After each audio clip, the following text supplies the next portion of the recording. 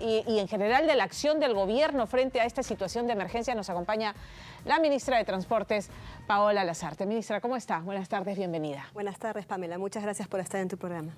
A usted por atendernos. Sé que se están desplegando esfuerzos, sin embargo tenemos esta postura desde Piura, de los alcaldes que se han unido y han dicho nos vamos al paro porque no se siente la acción del gobierno. Sí, concretamente en el caso de Piura hemos desplegado desde diferentes ministerios intervenciones para poder mitigar la inclemencia de la naturaleza. En el caso concreto de Transportes y Comunicaciones tenemos un punto crítico que es Canchaque-Huancabamba. Esta carretera ha sido prácticamente erosionada o destruida en un buen tramo y lo que quisiera comunicar adecuadamente a través de tu programa, Pamela, a la ciudadanía es que en emergencia nuestra labor como ejecutivo y en todos los niveles de gobierno es resguardar la vida humana. Entonces, en este caso, cuando cae una erosión en la carretera como el que tenemos en Canchaque-Huancabamba en el kilómetro 111, una rajadura en el talud, donde tenemos la naturaleza desafiándonos a los seres humanos con su inclemencia, lo que hacemos primero es cerrar las vías y habilitar desvíos. Prueba de ello es de que a pesar de que hemos tenido en los 25.000 kilómetros de red vial nacional diferentes activaciones de huaicos, lluvias, principalmente en el norte, pero también en otras regiones del país, los principales mercados están abastecidos. Esto es algo que el Ministerio de Transportes está garantizando como resultados para no romper las cadenas logísticas. Sin embargo, hay caminos vecinales que sí son competencia de los gobiernos locales, en los cuales les hemos provisto de combustible. Solamente en Piura hemos dado 20.000 galones de gasolina. Sin embargo, hemos visto que hay algunas restricciones logísticas, como por ejemplo maquinaria, que no pueden alquilar los alcaldes. Es por ello que el Ministerio de Economía y Finanzas está cerrando un decreto de urgencia para que podamos apoyar en las redes vecinales y entrar nosotros directamente con nuestra maquinaria que está esperando simplemente a que salga el DU para poder ingresar. O sea, esa partida es independiente a la que se comprometió para la región en atención a la emergencia. Es una partida que va al Ministerio de Transportes y Comunicaciones, que usted dirige, para atender los caminos secundarios. Lo asumimos con nuestro presupuesto, no irroga presupuesto adicional, con nuestras maquinarias vamos a atender y la idea es hacer lo mismo, por ejemplo, en Lambayeque con Pitipo, también con Olmos, donde son zonas ¿Por qué álgidas. demora?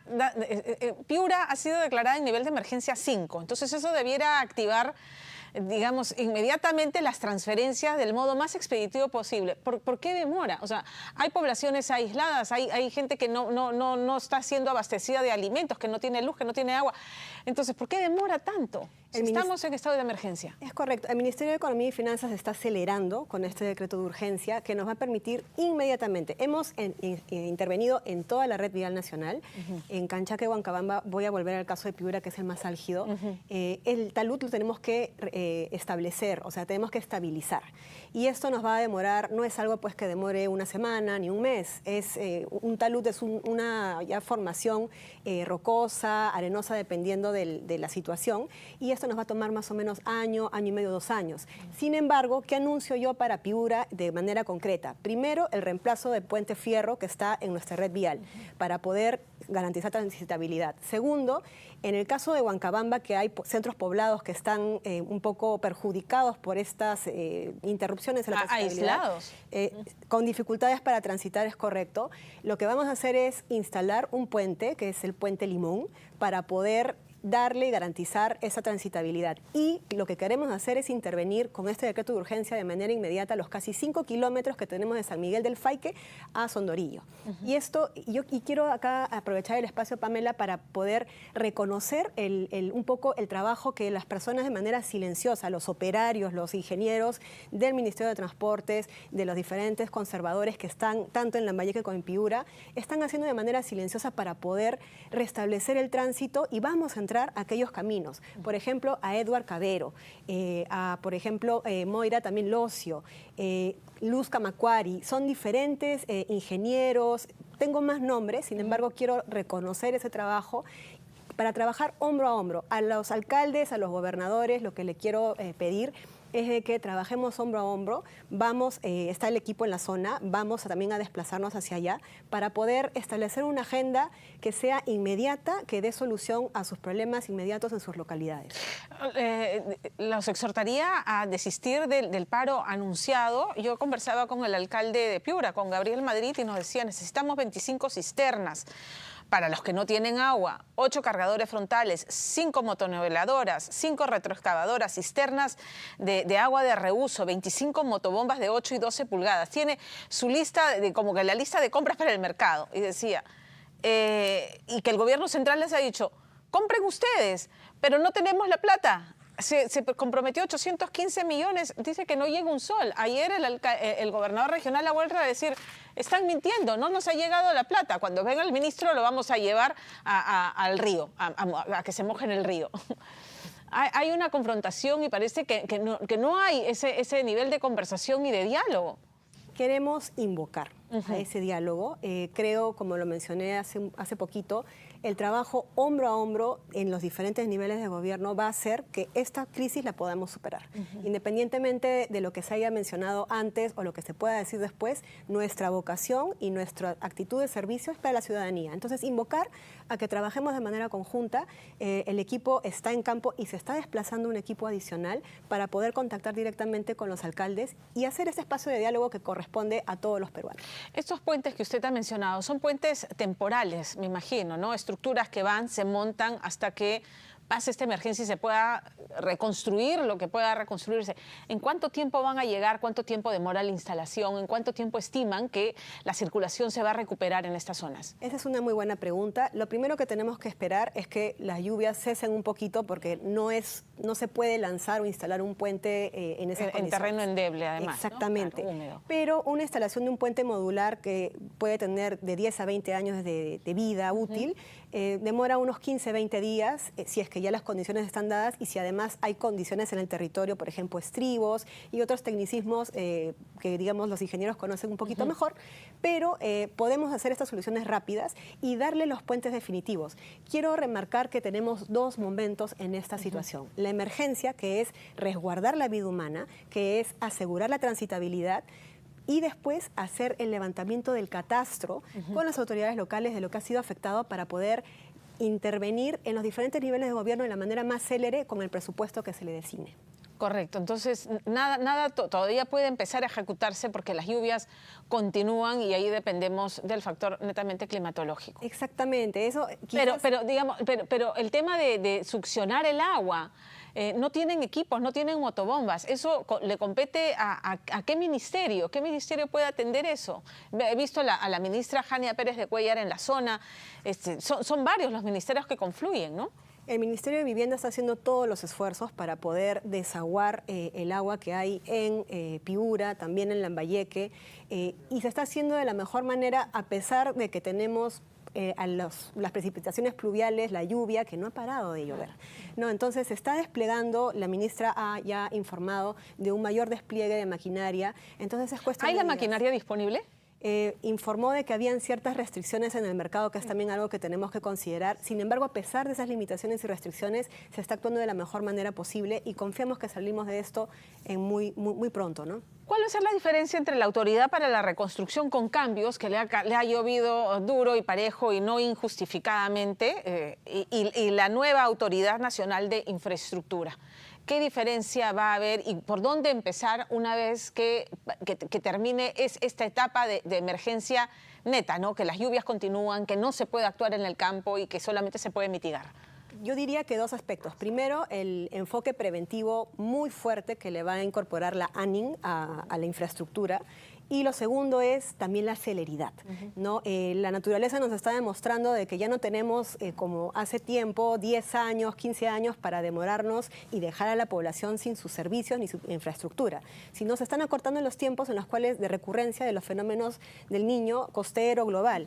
Entonces, eso nos obliga como administración pública en todos los niveles, no solo central, sino también regional y local, a agilizar. Es por eso que la ANIN tiene procedimientos y tiene también alternativas para poder hacer contrataciones más rápidas, para poder... Si es una entidad que tiene capacidad de ejecución de gastos, sí va a tener esa directiva. Que es lo que no tenía al inicio la Autoridad de Reconstrucción con Cambios. Exactamente. Va a ejecutar proyectos, además de prevención y en las zonas que han sido afectadas, proyectos también emblemáticos que hayan de repente tenido un mal desarrollo por temas de corrupción. ¿Cuáles son esos proyectos emblemáticos de los que se refiere? Por ejemplo, bueno, hay un consejo directivo, de acuerdo al proyecto de ley, que es quien va a decidir qué proyectos son los que entran. Todavía no tenemos, digamos, en la palestra algunos. No me atrevería todavía a adelantarlos por un tema de expectativas con la población, pero queremos verlo. ¿Pero por dónde se va a priorizar? Porque lo que se explicó es que Autoridad con Cambios inició con la infraestructura escolar y de salud.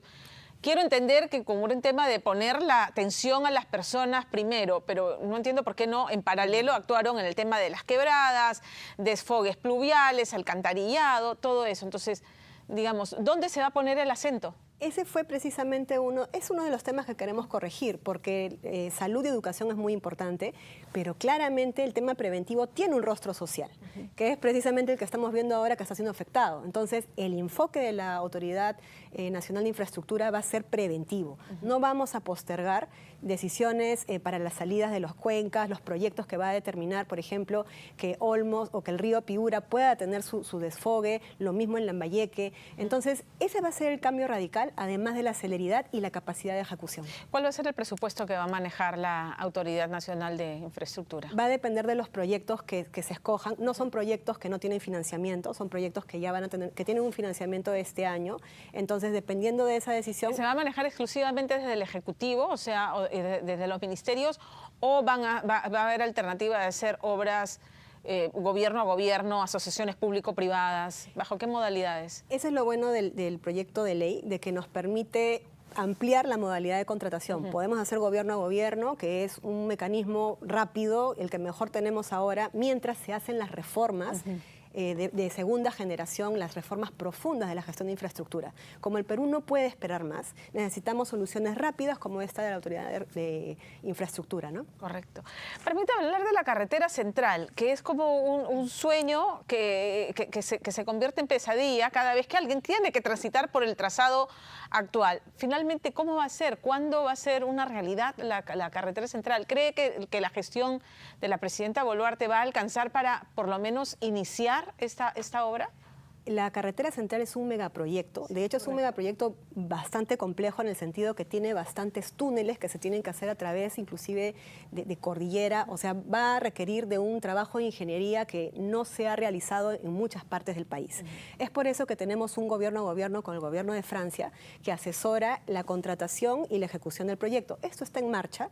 Este mes, a finales de este mes, debemos tener ya la viabilidad, porque había que actualizar algunos temas precisamente del nuevo trazo, que es el mejor trazo que tenemos, y son proyectos de largo aliento. El corredor verde que le llaman. Así es. Y ese es el que queda. El que queda, efectivamente. Ya. Y son proyectos de largo aliento. O sea, en efecto, la presidenta va a ver, ¿no?, que vamos a ejecutar el proyecto, que se va avanzando y se va a tener que continuar con los siguientes gobiernos, porque son proyectos que duran por lo menos de 5 a 7 años. Claro. Entonces, trascienden un poco a las gestiones de cada presidente, pero precisamente esa es la voluntad de este gobierno, de poder dejar obras a la ciudadanía sin ningún tipo de interés. Usted ha dicho en una entrevista que quiere ser recordada con la ministra que destraba las obras. Entonces, nuevamente en el tema de la carretera central, se tienen identificados como, recuerdo mucho el tema del aeropuerto y la nueva etapa, que vamos a hablar también de eso, de la segunda torre de control. La reubicación de centros poblados que seguramente están en este trazado de la nueva carretera central. ¿Qué tanto pueden dejar avanzada este proyecto? Que sé que son 5 o 7 años. ¿Qué tanto se puede avanzar en esta gestión, en lo que les queda de gestión si terminan en el 2026? Bueno, ni bien damos la viabilidad, se empieza con la ejecución del expediente técnico. Y a diferencia de nuestra ley de contrataciones nacional, lo que se hace con los gobierno a gobierno, y es las bondades que tienen otros países y sobre los que debemos aprender, es de que se diseña y se ejecuta de manera paralela. Entonces podemos ir adquiriendo predios mientras se va diseñando y el diseño es complejo. Entonces estamos dentro de los cronogramas, estamos dentro de las expectativas de un proyecto que demora tiempo por la complejidad, pero que es lo saludable, es lo técnicamente responsable. Y el proyecto de la vía expresa, perdón, de la carretera central, se suma, por ejemplo, de la vía expresa Santa Rosa, que también es otro gobierno a gobierno con el gobierno francés y que también va a dar solución. Es cierto que tenemos que comprar, adquirir predios, pero hay un bien público que está por encima de cualquier situación. Tenemos que hacer un trabajo muy bueno, efectivamente social, pero se está haciendo. Precisamente por eso hemos contratado a los mejores. O sea, ya se ha hecho, ya se inició ese trabajo de tomar contacto con quienes van a tener que ser reubicados y tienen los espacios para hacer este reasentamiento. En el caso de la carretera central se tiene que iniciar, ni bien declaremos la viabilidad, ahí es donde podemos empezar a la adquisición, el diseño y lo que corresponde en la ejecución de la obra. ¿Cuánto tiempo estima que pasará hasta que esta aprobación ocurra? En el 2025 debiéramos tener ya ejecutándose por tramos parte de este proyecto. 2025. Así es, porque hay diseños de ingeniería que son bastante detallados y que por la complejidad son como 7 u 8 túneles que se tienen que hacer a lo largo de todo el recorrido. Claro. No es poca cosa. Bueno, como no es poca cosa, el Metro de Lima, la línea 2 del Metro de Lima, y que todavía no es una realidad. Yo con un ministro de Transportes bajé a la estación, es impresionante, no tiene nada que envidiar a una estación de los metros de Europa, es hermosa, los trenes son increíbles, o sea, quienes han podido viajar no van a envidiar nada. ¿Por qué no entra en funcionamiento ese primer tramo de Ate Santa Anita? Por lo menos, ¿cuánto tiempo más vamos a ver para pasar hasta que esto sea una realidad? Yo coincido contigo, Pamela, de que es una obra que la ciudadanía necesita y merece. Exactamente. O sea, transporte público digno. Exacto. Queremos servicios de primer nivel. Un aeropuerto con 2 pistas de aterrizaje y un terminal de primer mundo. Queremos también metros de primer mundo porque nos los merecemos como peruanos. Este año vamos a poner en funcionamiento los primeros 5 kilómetros de la línea 2. ¿Cuándo? Y además vamos a optimizar otros kilómetros para que sea más. Estamos sincerando los cronogramas, lo queremos hacer en el más corto plazo. Tenemos varios actores acá involucrados. Quien administra el proyecto es la Autoridad de Transporte Urbano, la ATU, y tenemos el supervisor Mocitran, que también está alineado en precisamente darle a la ciudadanía, darle los bienes que necesita, darle los servicios que necesita. Entonces, es nuestro compromiso como Ministerio de Transportes y Comunicaciones poner en el más breve plazo en funcionamiento estos 5 kilómetros. ¿Y la proyección de avance de obras, cuál es? O sea, yo sé que esto es nuevamente una obra emblemática, un proyecto emblemático que toma años, pero el estimado, la proyección de acabar esta obra, que también son las tuneladoras, el subterráneo, todo eso, ¿para cuándo?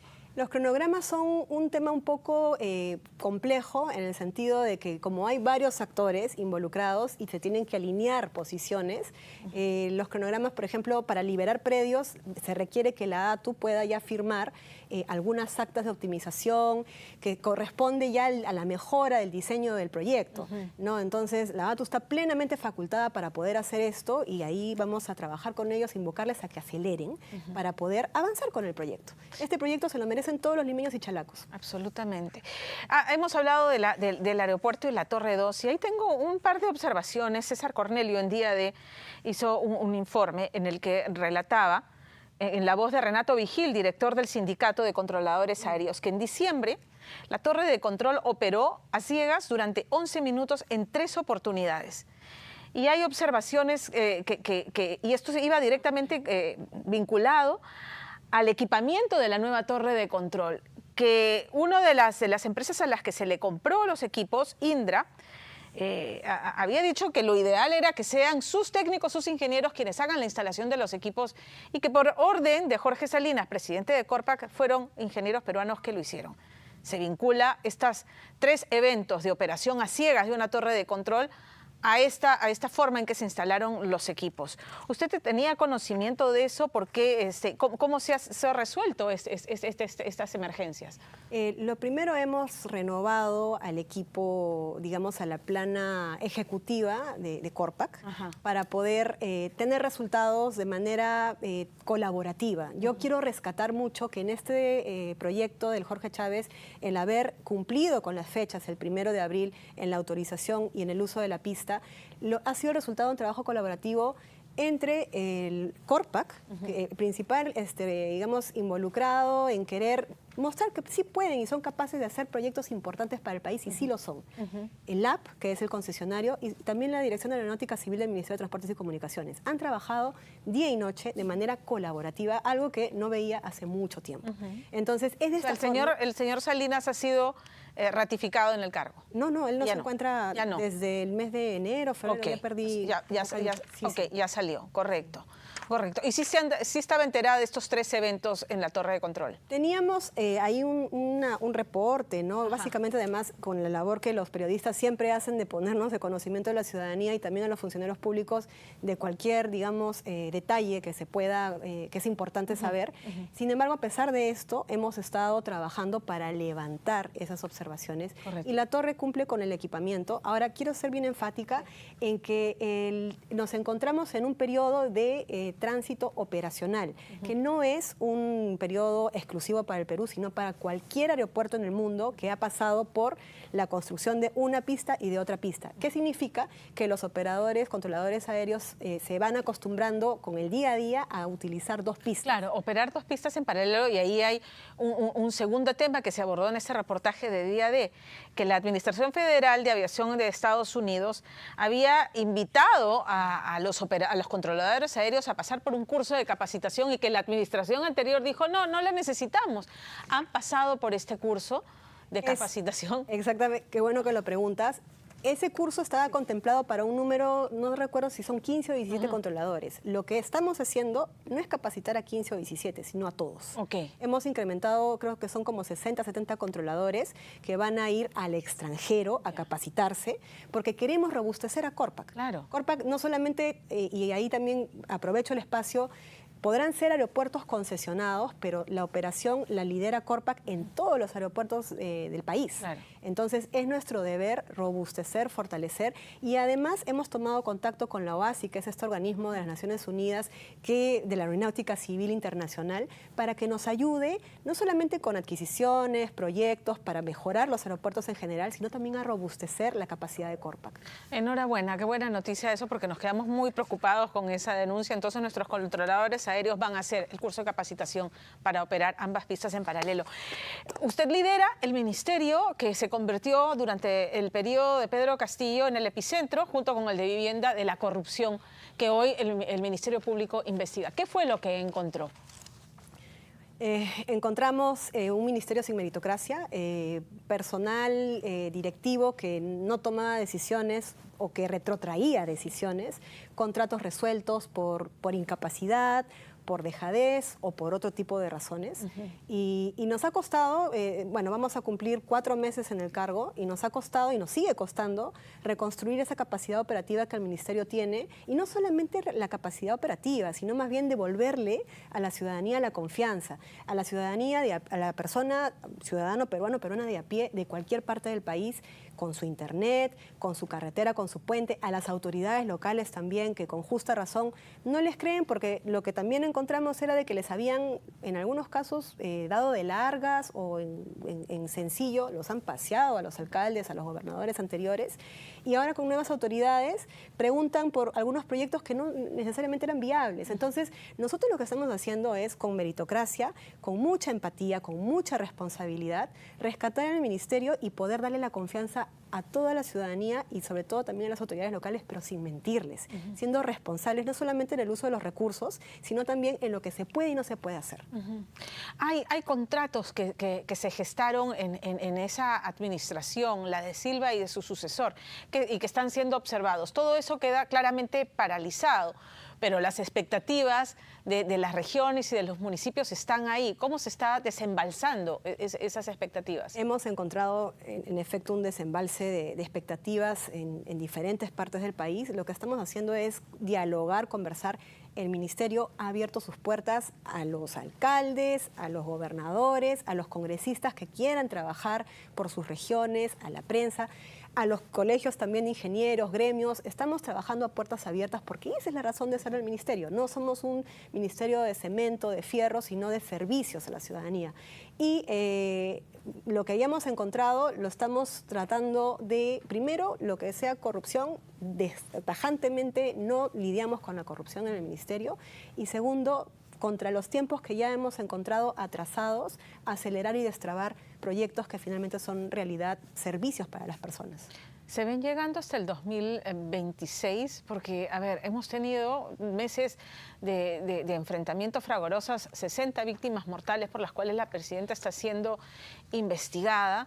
Y digamos, hoy la emergencia entretiene a todo el país en el sentido de que están lidiando con el día a día frente a la emergencia, pero la manifestación popular puede retomarse en cualquier momento.